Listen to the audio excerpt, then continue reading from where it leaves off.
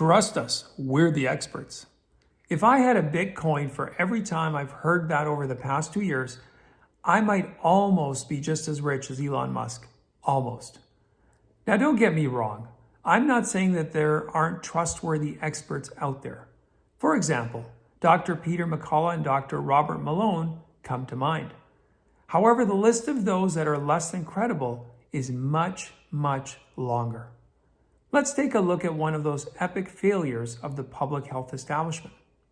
Our story begins with a lawyer turned journalist, Sarah Beth Burwick, who investigated one of the medical health experts who through her social media presence had been gleefully and mercilessly condemning everyone and anyone questioning things related to COVID from her self-appointed expert throne.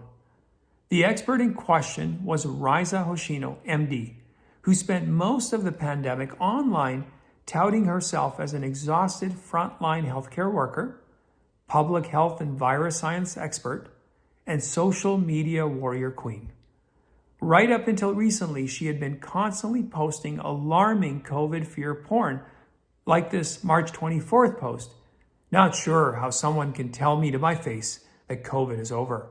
As I stand there in my scrubs, N95 and face shield donned, exhausted from treating all the COVID plus patients who are either severely ill or have long COVID. Unless you're us, you'll never get it. Hashtag stop the gaslighting.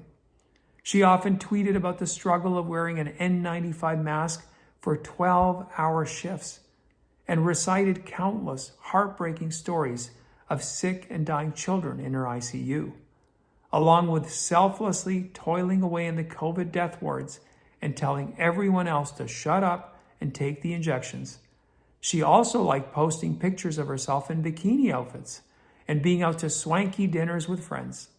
A happy, perky, woke, modern-day Marie Antoinette spouting a let them get injected to the commoners and riffraffs. But it turned out there was a problem. A big, fat, lie, unhappy kind of problem. And attorney Sarah finally dug to the bottom of it. The problem was Hoshino wasn't a frontline COVID doctor. Not at all, my friends. Instead, she held a cushy job as a New York school pediatrician who mostly worked remotely from home during the pandemic. Not in an ER, not in the ICU, not in the COVID ward. As it turns out, Hoshino was and is a virtue signaling fraud, or in plain English, a liar. But not just your run-of-the-mill kind of liar. She's far worse, a calculating, conniving, scheming, and cunning one. And now Sarah Beth's expose has gone mainstream. The UK Daily Mail ran an article about Hoshino near the end of April, headlined, "Revealed, NYC medic who became star tweeting about working on COVID frontline treating kids in hospital is actually a school pediatrician with cushy 9-to-5 job." Which explains a lot about how Hoshino had so much time to tweet and go to the beach and make Instagrams and TikTok videos while she was supposedly masked up working 12-hour shifts in the ER trying to save children's lives. Knowing what we know about her, I wouldn't be surprised if she saved the odd dolphin or whale while modeling down at the beach. Aldous would be just another example of leftist maniacs proving once again that truth is the least of the left's concerns, except that Dr. Risa Hoshino was lauded on many top physician influencer lists, meaning that lots of doctors and terrified liberals were taking pandemic directions from her and weaponizing her posts to squelch opposing online opinions. According to Burwick, Medical Marketing Plus Media dubbed her one of the top 12 physician influencers on that platform. Becker's HR called her a top 10 physician influencer. The Scientist lauded her as a veteran of using social media to debunk scientific falsehoods. How ironic. In other words, the public health establishment itself promoted Hoshino's lies. Isn't it time that we call them out and cancel them? Did absolutely no one from the establishment think to investigate this woman's claims for a moment?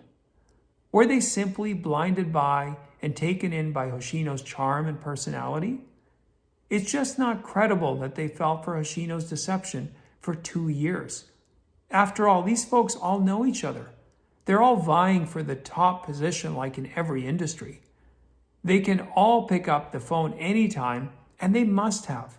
They must have known that Hoshino was a fraud, but in spite of that, they platformed her and pushed her nonsense anyway. If, however, by some 0.0001% chance they didn't know or never vetted her, then they're simply dumb, and being called any semblance of an expert is simply laughable. Now keep in mind, this is what the public health industry calls science. The evidence suggests Hoshino has a mental disorder. She was actively harming herself along with the rest of us. Her deception couldn't last forever, and the bigger the lie got, the worse the final accounting would be. Her mental illness should have been immediately identified and treated. If the system worked at all, and if the public health industry gave a flying rip about its integrity. Instead, the public health experts promoted and platformed Hoshino into a position where her mental state could and did inflict maximum damage on both those that agreed and those that disagreed with her. Had it not been for the cover that her fellow experts ran for her, Hoshino would have quickly been exposed, and she'd have rapidly faded into Twitter oblivion and been a bad joke told by late-night comedians. In closing, I'll leave you with this. Just how many Risa Hoshinos are still out there? Faux, virtue-signaling so-called medical experts. And what exactly is legacy and new media doing to expose them and cancel them, like they zealously do to anyone who asks questions? Now, if you want to read more about Hoshino, and there is a lot more, start with the lawyer Sarah Beth Burwick, who broke the story. I'll put a link to her Substack in the notes section below. Anyways, I appreciate you watching this video. Thank you very much. As always, you can follow me on my Rumble and my Locals account. Any comments that you might have, feel free to post and comment on the story, and I will see you next time.